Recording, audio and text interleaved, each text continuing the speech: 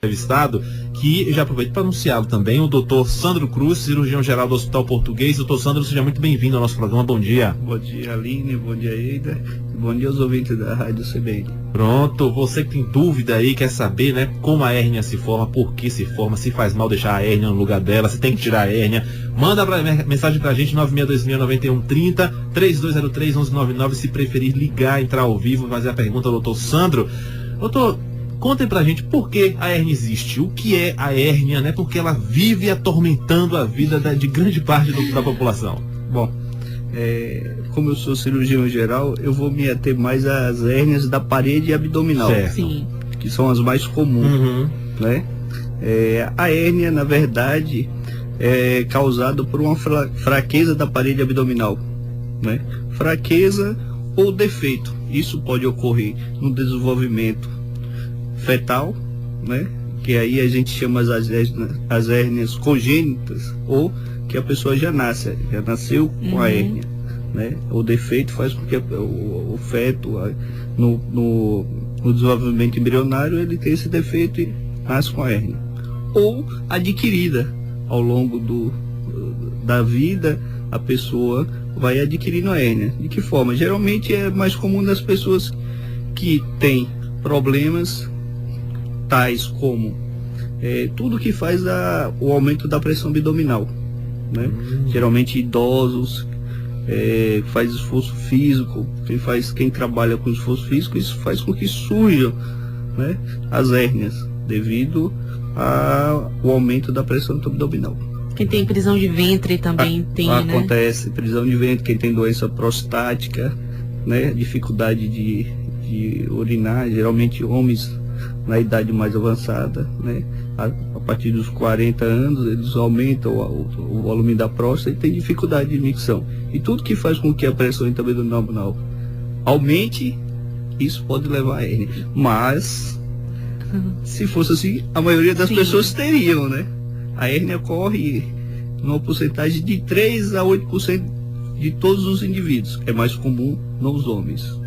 Pelo menos isso, né? Porque todas as vezes que a gente fala de algum problema, que as mulheres são as maiores vítimas.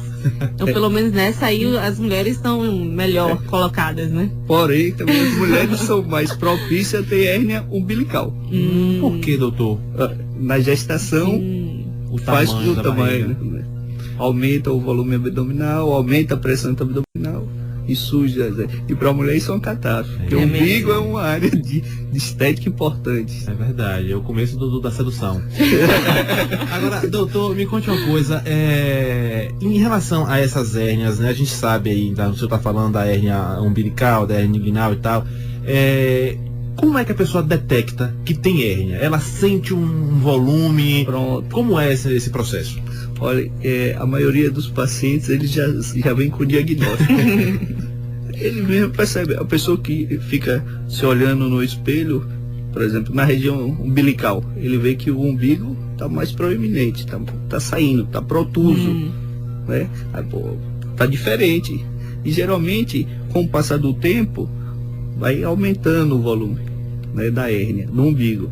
Na região inguinal, ou no caso na virilha, a pessoa nota que um lado está maior do que o outro, mas às vezes as hérnias elas podem ser bilateral, no caso da região inguinal. Então você não percebe, vê um abolamento dos dois lados, né? O paciente geralmente chega como doutor, eu tenho uma hérnia. Aí você vai examinar e aí realmente é de fato. Mas é só esse diagnóstico, né? É só visual ou tem algum sintoma de dor? O diagnóstico de hérnia, a maioria das vezes, a grande maioria, é o diagnóstico, o exame é físico, você percebe o exame físico. Quando a gente tem alguma dúvida ou a hérnia é bem pequena, a gente lança a mão de alguns exames complementares. E o mais comum é o ultrassom. E mesmo porque, para fazer o diagnóstico diferencial, porque tem outras coisas que fazem abolamento na região inguinal, que não necessariamente é uma hérnia. Ou o umbigo também pode acontecer de ter algumas coisas que não faz abolamento na cicatriz umbilical, que não é hérnia. Agora, as pessoas que têm, doutor, esse carocinho, então esse bolinho aí na barriga ou então na região da virilha, tem observado, percebe, demora um tempo, vê que não aumentou e fica, isso aqui é tranquilo, eu tenho aqui, não me incomoda, não sinto dor, não cresce, vou deixar aqui na paz. Esse procedimento é correto ou toda a hérnia necessariamente ela precisa ser retirada? Bom, essa pergunta é interessante. As hérnias, por definição, elas são cirúrgicas. Não tem. É um defeito mecânico. E os defeitos mecânicos, eles só são tratados cirurgicamente. Não existe medicamento que a pessoa possa tomar que vai resolver o problema. Não. Eles são cirúrgicas. Agora, quando... Aí é que a gente pode ter não indicar cirurgia de urgência. A cirurgia de hérnia de urgência é só quando ela está encarcerada ou estrangulada. Entendi. Estrangulada, com certeza. Urgência imediata. Encarcerada, não. E esse estrangulamento é quando a pessoa já sente dores insuportáveis? Exatamente. Boa pergunta. Geralmente, tipo assim, doutor, eu tenho uma hérnia, mas eu não sinto dor, não sinto. Geralmente a hérnia não causa dor ali. Não causa. Ele pode causar um incômodo, né? Agora, as pessoas que trabalham ou fazem esforço físico, ele pode vir a ter dor. Por exemplo, agora a hérnia estrangulada, ela causa realmente dor. Estrangulamento é quando a hérnia sai da cavidade abdominal. Nós estamos falando, pode ser tanto na região umbilical como na região inguinal. E essa hérnia não volta ao lugar de origem dela, mesmo com algumas manobras manuais para ela retornar.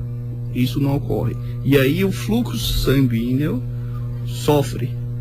E a pessoa tem uma dor intensa. Se isso demorar a ser corrigido, a pessoa isso pode levar a gangrena ou isquemia. Então por isso que as hérnias que estão estranguladas necessariamente são cirúrgicas de urgência. Pergunta aqui do Reni.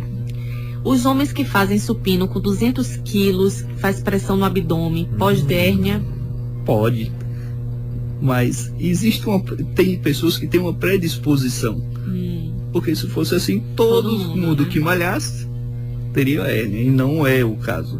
A pessoa já nasce com a desmorfogênese, né? Com a tendência, algumas alterações do tecido, que a gente chama de colágeno, a pessoa nasce com essa tendência a ter. Então, mesmo que ele não, vai ter a hérnia, mesmo que ele não faça exercício físico, em um momento da vida, a hérnia pode aparecer.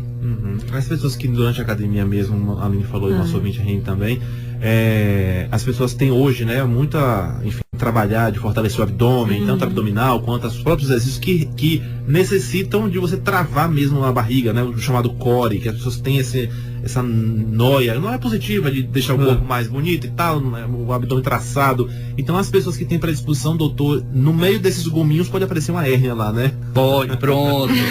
Esse é outro tipo de hérnia que pode aparecer na linha alba. Que a hérnia acima, linha alba é uma linha que quem malha vai saber, né? Os retroabdominais, a gente possui dois, um do lado do outro. Bom, eles são unidos através da aponeurose, uma linha que a gente chama de linha alba, né? E você pode ter entre os retroabdominais uma hérnia que é chamada hérnia epigástrica. Isso ocorre em 4% da população. Certo. Das pessoas. Entre o lado direito e o lado esquerdo do abdômen, né? Nessa linha do meio. Né? No meio.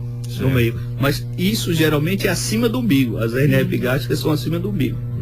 Abaixo, e no umbigo, nós temos a hérnia umbilical.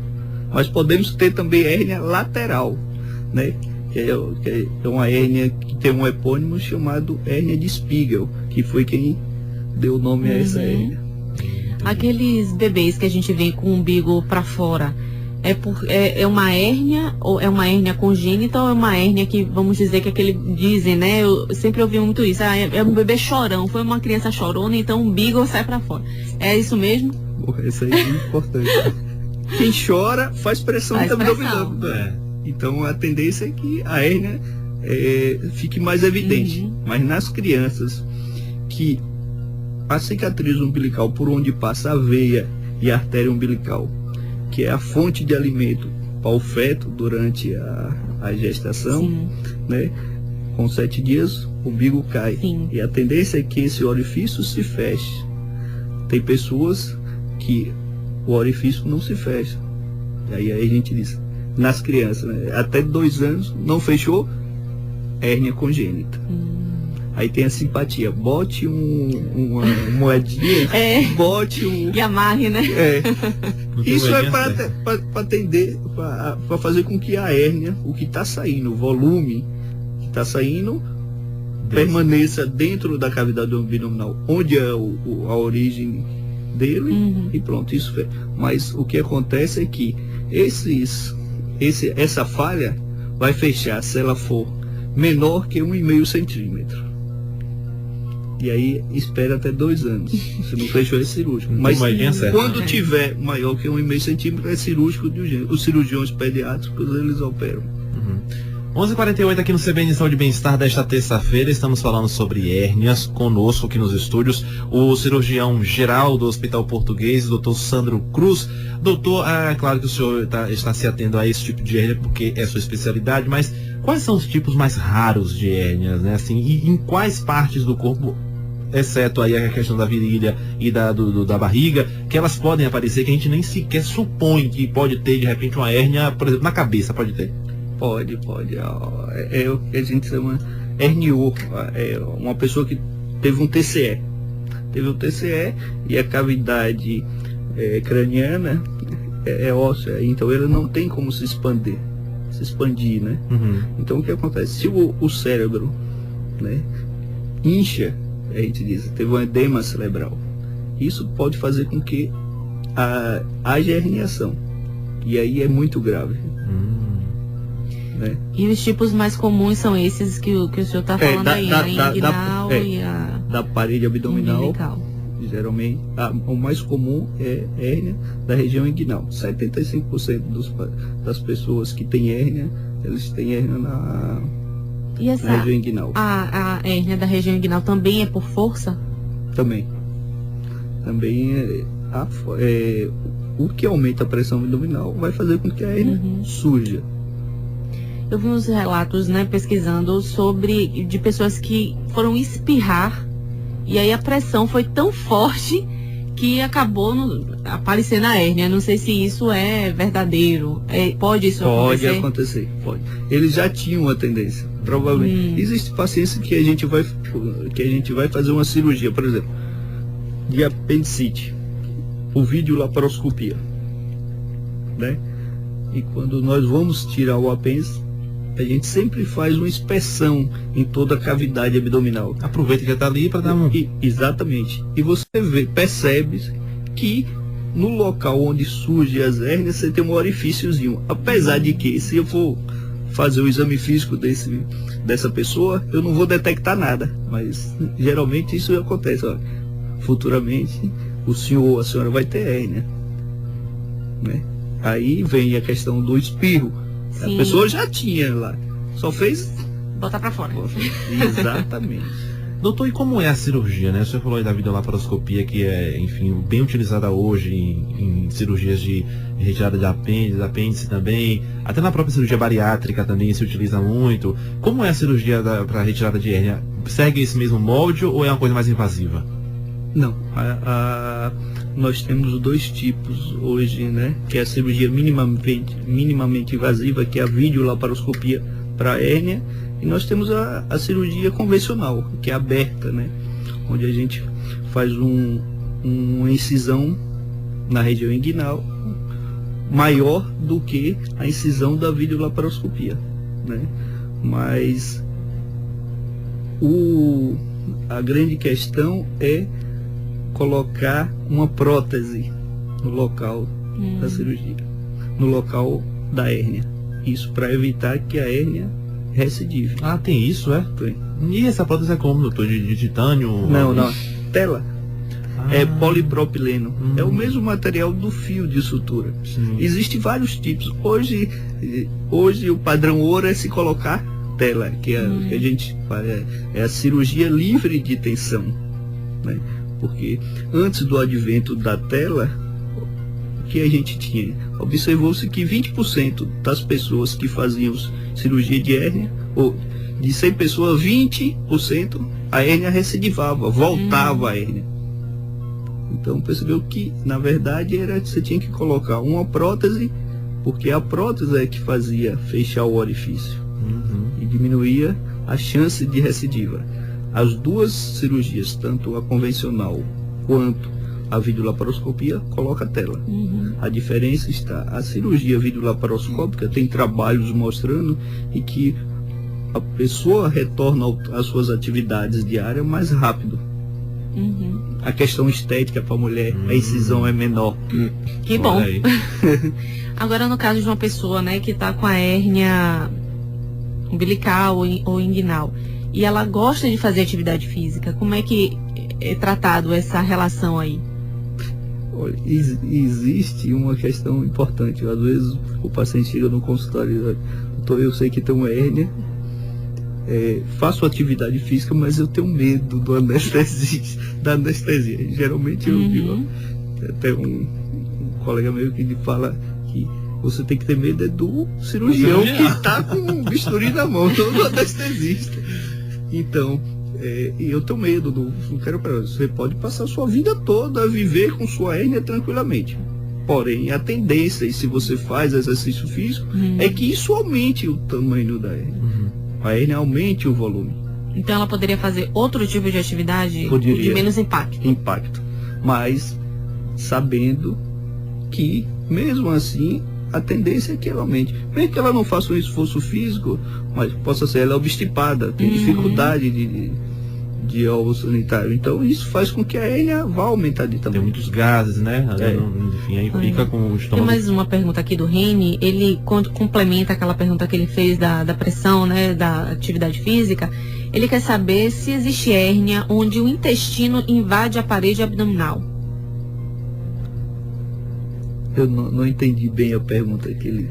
Pois é, ele bota assim: existe hérnia onde o intestino invade a parede abdominal?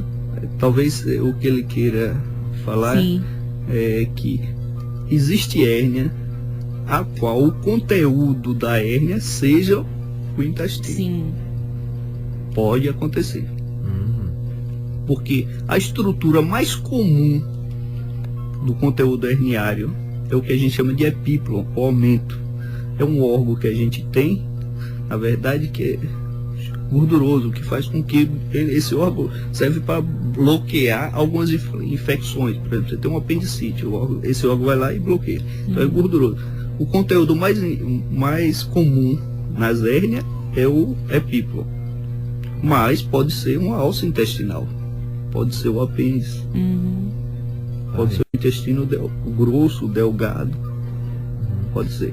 11h55, se tem dúvida também, manda pra gente, 962-691-30. Doutor Sandro Cruz conosco aqui, cirurgião geral do Hospital Português. Doutor, a gente sabe que, por exemplo, no caso do, você falou aí, propensão, né, para se desenvolver hérnia. As pessoas, os negros, por exemplo, têm a maior propensão para queloide, né, falando da pele. Existe também na literatura médica alguma comprovação, algo que diga os homens, ok, são mais propensos a desenvolverem hérnia por causa do esforço, de pegarem peso, mas existe, assim, os homens negros, ou os homens a partir de tantos anos, existe um recorte maior nesse público aí que é atingido pela hérnia? Geralmente as extremidades, né? Os mais jovens e os mais idosos. Os mais idosos para fraqueza, né? Da parede, dos tecidos, com a idade vai fraquecer. E os mais novos, alterações congênitas que pode levar. Tem algo a ver com a raça também? Tem. Os negros têm uma tendência maior a ter. Tem mais do que os idosos, né? E homens. Homens por quê? Eu vou falar aqui especificamente da hérnia da região inguinal. Sim. Na idade fetal, os testículos eles se formam na região lombar e eles descem através de um conduto que a gente chama de conduto peritônio vaginal. Esse conduto é como se fosse um túnel por onde os testículos descem até a bolsa escrotal. Nos homens, isso às vezes o conduto não se fecha e propicia que alguma alça penetre nisso aí. Agora, doutor, um bebê, né, homem negro, que não teve, passou aí a infância e a juventude sem desenvolver hérnia alguma, mesmo fazendo atividade física e tudo, ele pode ser um idoso que venha a desenvolver por conta dessa fraqueza e tudo? Pode. Nada impede, né? Nada impede. Uma coisa importante é que existe uma predisposição familiar. Não está bem claro o que acontece para que um pai os seus filhos têm uma tendência maior a ter. Sim. E isso é observado, mas não se tem Uma comprovação, né? Não tem. Não se sabe por quê. Mas geralmente a família diz, olha, meu irmão teve, eu tive, meu pai teve. Não tem nada hereditário. Uhum. O hábito de comer alimentos picantes também tem alguma relação? Não. Nenhuma, né? Não existe relação com hérnia da parede abdominal, não. Uhum. Alimentação, assim, uma alimentação que favoreça você a defecar com frequência. Uhum. Exatamente. Pra aliviar os sintomas, né? Entendi. Tudo que possa aumentar a pressão da barriga. Então fibras são E bem-vindas. bastante água. Fibra com água, né? Bastante água. Porque senão não faz o bolo. Fibra pura você não vai ter bolo, você vai ter um bocado de hérnia pra poder botar pra fora. Tá certo, então eu queria muito agradecer aqui ao Dr. Sandro Cruz, ele que é cirurgião geral do Hospital Português, veio aqui nesta terça-feira conversar conosco sobre hérnias. Dr. Sandro, foi um prazer conhecê-lo, muito obrigado pela entrevista e até uma próxima oportunidade. Obrigado a vocês, Aline, e aos ouvintes da CBN. Daqui a pouquinho essa entrevista completa no site cbnsalvador.com.br e amanhã, Aline Barnabé, vamos falar aqui, amanhã é quarta-feira, você tá ligada, né? Dia de alimentação. Dia de alimentação, pois é, vamos falar aqui do